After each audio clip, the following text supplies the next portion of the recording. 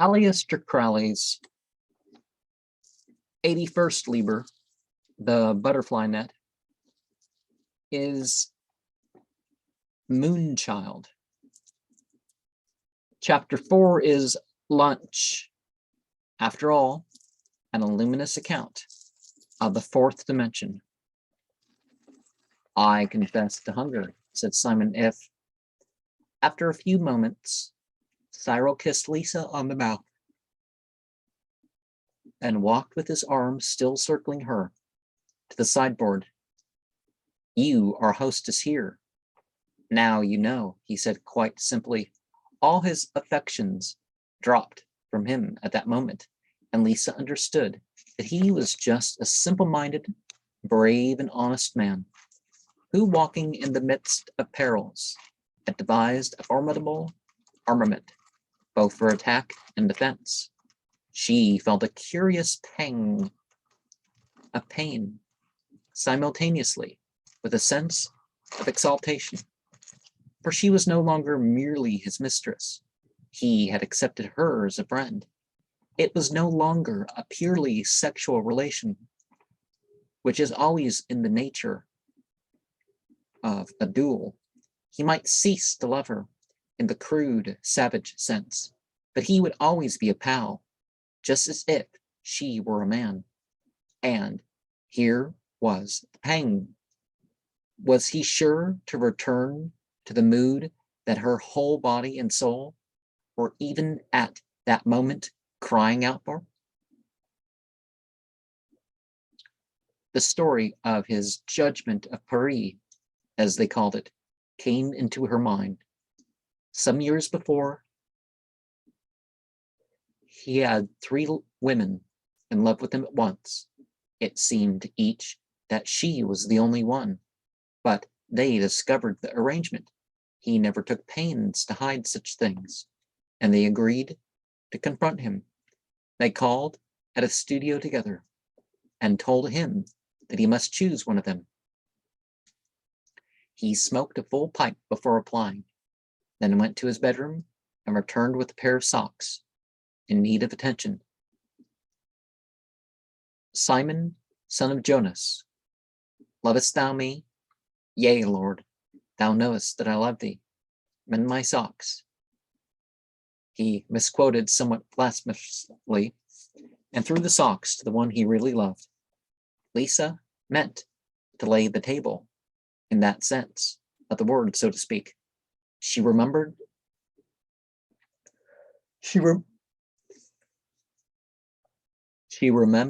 that the only words spoken by Kundry after her redemption were Dienen, Dienen.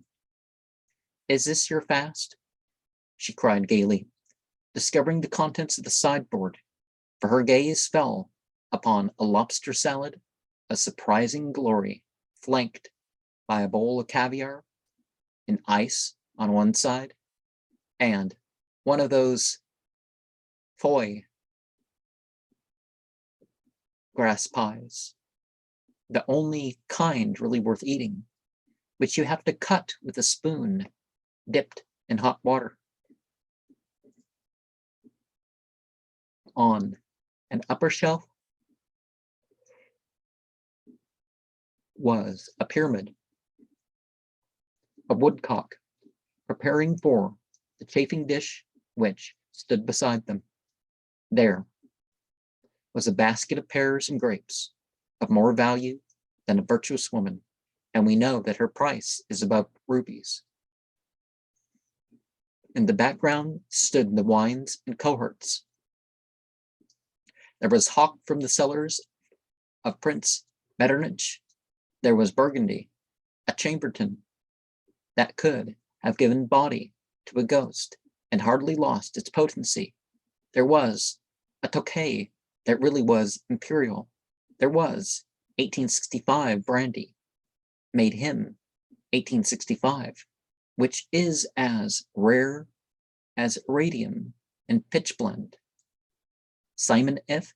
took it upon himself to explain his apparent lack of hospitality towards the visitors. Akbar Pasha came here for blood. A drop of your blood, my dear. Cyril's and mine's are not in his power. Ye saw how contemptuously the boy played up to his trick, so I persisted in offering him salt, and nothing but salt. Why should he want my blood, and why should you give him salt? If he accepts salt, it limits his powers to injure the house where he accepts it, are its inmates, and it exposes him to a terrible reposit. Why should he want your blood?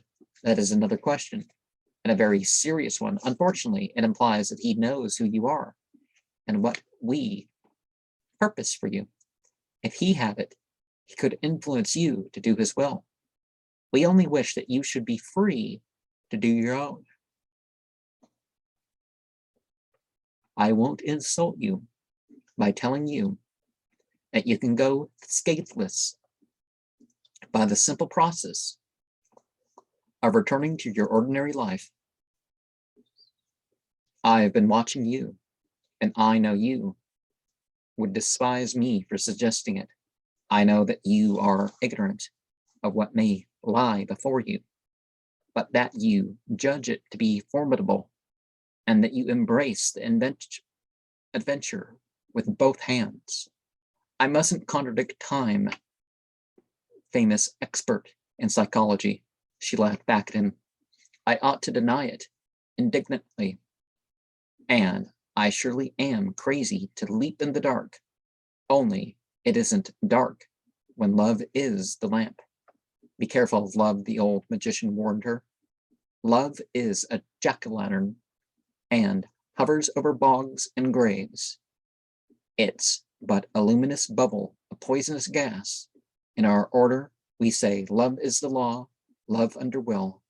Will is the iron signal staff. Fix love on that, and you have a lighthouse, and your ship comes safe to harbor. I may apologize now, remarked Cyril, as they seated themselves at the table, for leaving you the other night to dine at Miss Badger's. I had given my word to her, and nothing but physical inability would have stopped me from going. I didn't want to go any more than I wanted to drown myself, and that is a great compliment for you, for she is one of the two nicest women in London, but I would have faced 1,000 deaths to get there. It is right to be so stern about a trifle. Keeping one's word is no trifle. False in one, false in all. Can't you see how simple it makes life for me? Never to have to worry about a decision. Always to be able to refer everything to a simple standard, my will. And can't you see how simple it makes life for you to know that if I once say a thing, I'll do it? Yes, I do see. But oh, Cyril, what agony I passed through that evening. That was ignorance, said Simon If. The cause of all suffering, you failed to read him. To be assured that, just as he was keeping his word to Miss Badger about the dinner, he would keep his to you about the telephone.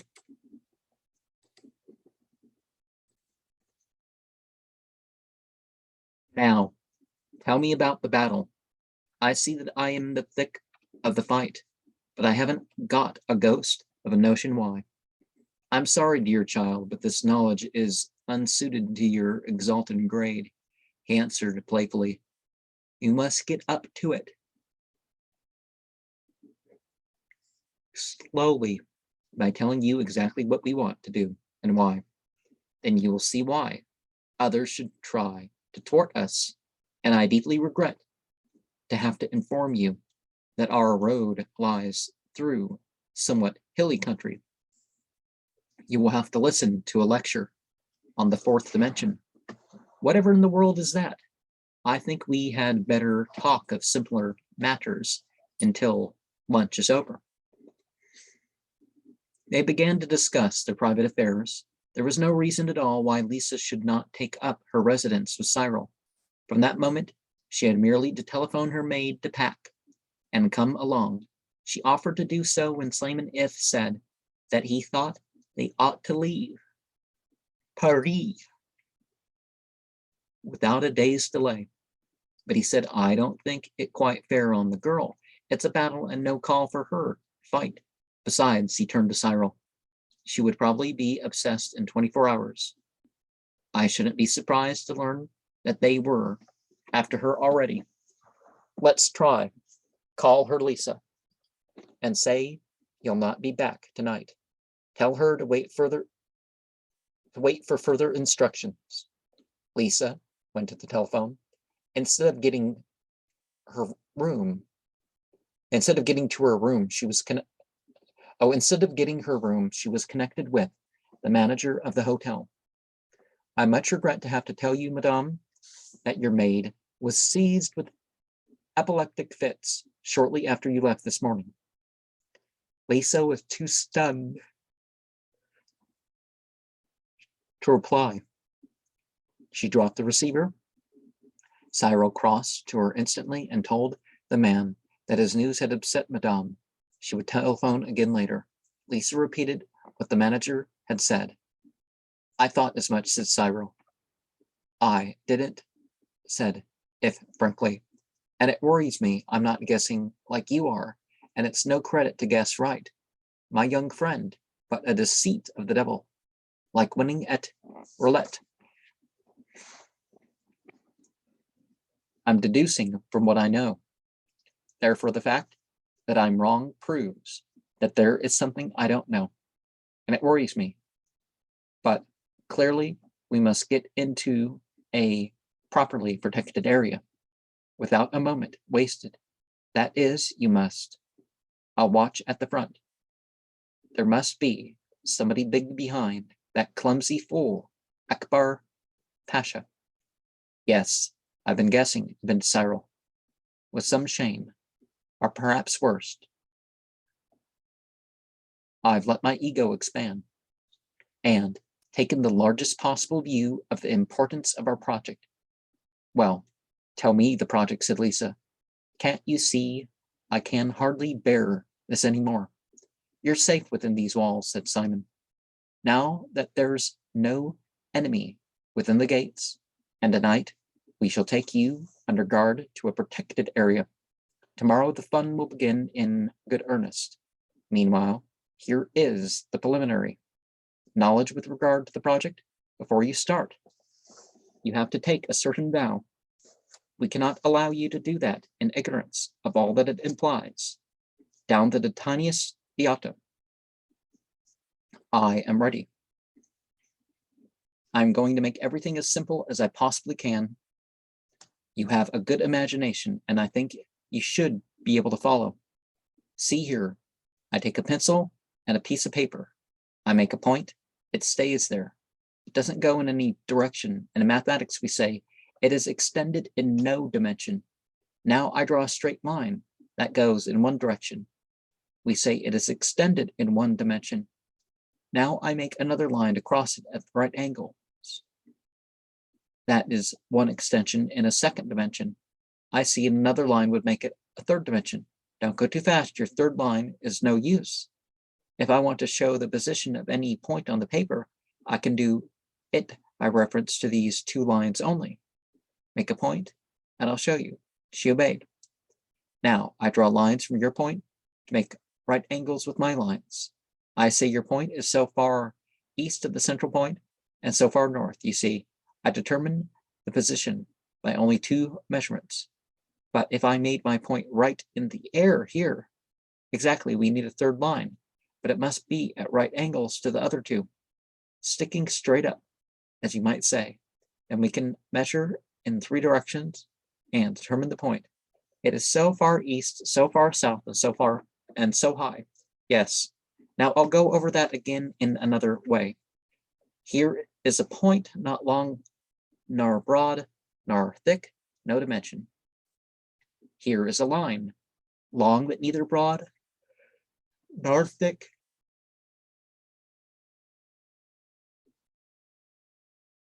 One dimension. Here is a surface, long and broad, but not thick, 2 dimensions. Here is a solid, long and broad and thick, 3 dimensions. Now I understand. But you said 4 dimensions. I will say it presently. But just now I am going to hammer at 2. Observe, I make a triangle. All the sides are equal. Now I draw a line through it from one angle to the middle of the other side. I have 2 triangles. They are exactly alike, as you see, same size, same shape, but they point in opposite directions. Now we will cut them out with scissors. He did so. Slide them about so that the one lies exactly to cover the other. She tried and failed, then with a laugh turned one over when it easily fitted. Ah, you cheated, I said. Slide them. I'm sorry. On the contrary, you have acted divinely in the best sense. You took the 2 things that wouldn't fit out of its world of 2 in the world of 3, put it back, and they all lived happily ever after. The next thing is everything that exists, everything material, has these 3 dimensions, these points and lines and surfaces, have all a minute extension in some other dimension, or they would be merely things in our imagination. The surface of water, for instance, is merely the boundary between it and the air. Now I'm going to tell you why some people have thought that another dimension might exist. Those triangles, so like, yet so unlike, have analogies in the world of what we call real things. For example, there are 2 kinds of sugar exactly alike in every way but one. You know how a prism bends a ray of light? Well, if you take a hollow prism and fill it with a solution of one of these kinds of sugar, the ray bends to the right, use the other kind, and it bends to the left. Chemistry is full of these examples.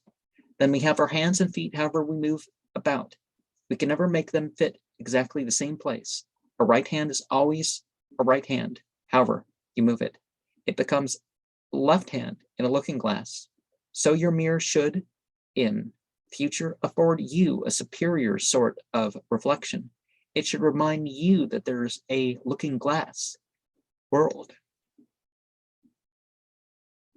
If you could only get through. Yes, but we can't get through. Don't let us lose our way, enough to say that there might be such a world, but we must try to find a reason for thinking that there is one. Now the best reason of all is a very deep one, but try to understand it. Lisa nodded. We know that the planets move at certain rates and certain paths, and we know that the laws which govern them are the same as those that made Newton's apple fall. But Newton couldn't explain the law, and he said that he found himself quite unable to imagine a force acting at a distance as gravitation, it so-called, appears to do so. Science was hard to put to it, and he had finally to invent a substance called the ether, of which there was no evidence, only it must be there. But this ether had so many contradictory and impossible qualities that people began to cast about for some other explanation. And it was found that by supposing an extension of the universe, thin but uniform, in a 4th dimension, that the law would hold good. I know it's hard to grasp the idea. Let me put it to you in this way. Take this cube, here's a point, a corner, where the 3 bounding lines join. The point is nothing, yet it is part of the lines. To imagine it at all is as a reality. We must say that it has a minute extension in these lines. Now take a line that has a similar minute uniform extension in the 2 surfaces which it bounds. Take the surface, it is similarly part of the 1 cube. Go one step further, imagine that the cube is related to some unknown thing as the surface is to the cube. You can't. True, you can't make a definite image of it, but you can form an idea, and if you train yourself to think of this very hard, presently, you will get a little closer to it. I'm not going to bother you much longer with this dry theoretical part. I'll only just tell you that a fourth dimension, besides explaining the difficulties of gravitation and some others, gives us an idea of how it is that there is only a definite fixed number of things, and from which all other things are combined. And now we can get down to business, Brother Cyril, who obliged with the cube will be so good as to produce a wooden cone and a basin of water. Brother Cyril complied. I want you to realize, went on the old man, that all the talk about the progress of science is cheap journalism. Most of the boasted progress is mere commercial adaptation of science, as who should say that he is experimenting with electricity when he rides in an electric train. One hears of Edison and Marconi as men of science. Neither of them ever discovered a single fact. They merely exploited facts already known. The real men of science are in absolute agreement that the advance in our knowledge, great as it has been, leaves us as ignorant of ultimate truth and reality as we were 10,000 years ago. The universe guards its secret. Isis can still boast that no man hath lifted her veil. But suppose our troubles were due to the fact that we only received our impressions in disconnected pieces. A very simple thing might seem the maddest jumble. Ready, Cyril? Quite ready.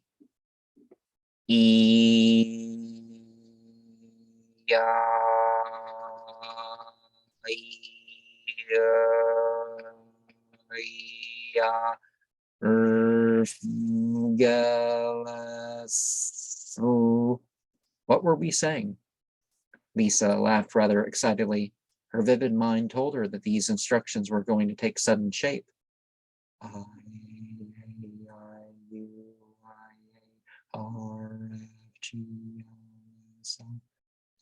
Now, only your very pretty name, my dear. Now, Cyril, the cone, he took it in his hand and poised it over a bowl of water. We are now going to suppose that this very simple object is going to try its best to explain its nature to the surface of the water, which we will imagine as endowed with powers of observation and reasoning equal to our own. All that the cone can do is to show itself to the water, and it can only impress the water by touching it. So it dips its point. Thus, the water perceives a point. The cone goes on dipping. The water sees a circle round where the point was. The cone goes on. The circle gets bigger and bigger. Suddenly, as the cone goes completely through, snap. Now, what does the water know? Nothing about any cone. If it got any idea that the various commotions were caused by a single object, which it would only do if it compared them carefully. Notice a regularity, a rate of increase in the size of the circle, and so on. In other words, used the scientific method, it would not evolve a theory of a cone, for we must remember that any solid body is to it a thing as wildly inconceivable as a fourth dimensional body is to us. The cone would try again. This time we dip it obliquely. The water now perceives a totally different set of phenomena. There are no circles but ellipses. Dip again, first at this angle, then at that. One way we get curious curves called parabolas. The other way, curious curves called hyperbolas. By this time, the water would be nearly out of its mind if it insisted on trying to refer all these absolutely different phenomena to a single cause. It might work out the geometry, our own plane geometry, in fact, and it would perhaps get some extraordinary poetic conception of a creator who manifested in his universe such marvelous and beautiful relations. It would get all sorts of fantastic theories of this creator's power. Well, if it doesn't know, it's not really a theory. Speculation is different than theory. But it would never get until it produced a James Hinton would be the idea that all this diversity was caused by seeing disjointedly different aspects of one single simple thing. I suppose I took the easiest case. Suppose that instead of a cone, we used an irregular body. The series of impressions would seem to the water like absolute madness. Now slide your imagination up one dimension. Do you not see at once how parallel our situation is to that of the surface of the water? The first impression of the savage about the universe is of a great mysterious jumble of things which come upon him without rhyme or reason, usually to smite him down. Long later, man developed the idea of connecting phenomena, at least a few at a time.